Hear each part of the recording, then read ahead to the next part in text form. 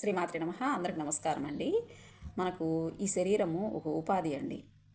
ఈ శరీరాన్ని మనము దీపం ఉండంగానే ఇల్లు చక్కబెట్టుకోవాలి అంటారే, అలా అనమాట. ఈరోజు అది ఎందుకు చెప్తున్నాను ఈ మాట అంటేను, చాలామంది బ్యాడ్ హ్యాబిట్స్కి అలవాటు పడి జెంట్స్ అనమాట, పురుషులు అసలు శరీరాన్ని కేర్ చేయకుండా అర్ధాంతరంగా చిన్న వయసుకే తను చాలిస్తున్నారండి పాపము.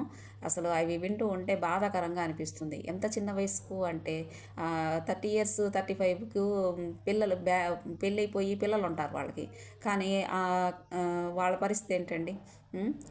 అసలు భగవంతుడు ఆయుష్ అందరికీ సమంగానే ఇస్తాడండి. కానీ దాన్ని నిలబెట్టుకునేది మనం చేయాలి ఆ పని.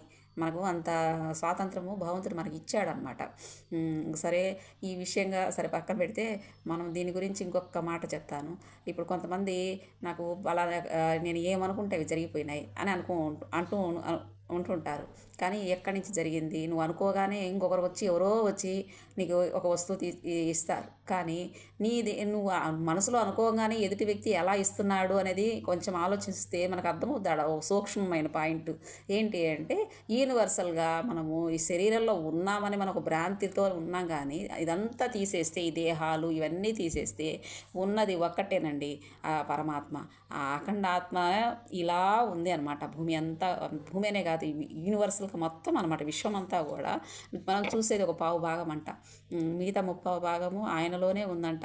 మరి ఇక్కడ అనుకోగానే అక్కడి నుంచి ఎట్లా వస్తుంది? మన హృదయంలో అనుకోగానే అక్కడ ఉంది కూడా ఆయనే.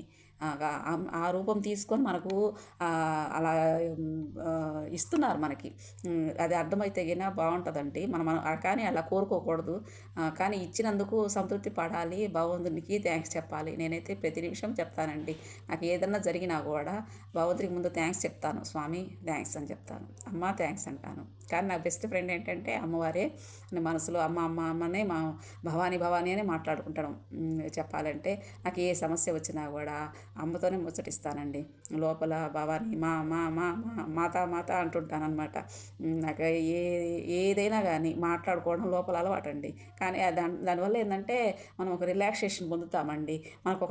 మనకు ఒకళ్ళంటూ ఉన్నారు, మన గోడు వింటున్నారు అని అనుకుంటే మనకు హ్యాపీ కదండి. ఒకళ్ళన్నా వింటున్నారు అంటే గిన నేనైతే అలానే అనుకుంటానండి. బాయ్ అండి. Thank you for watching.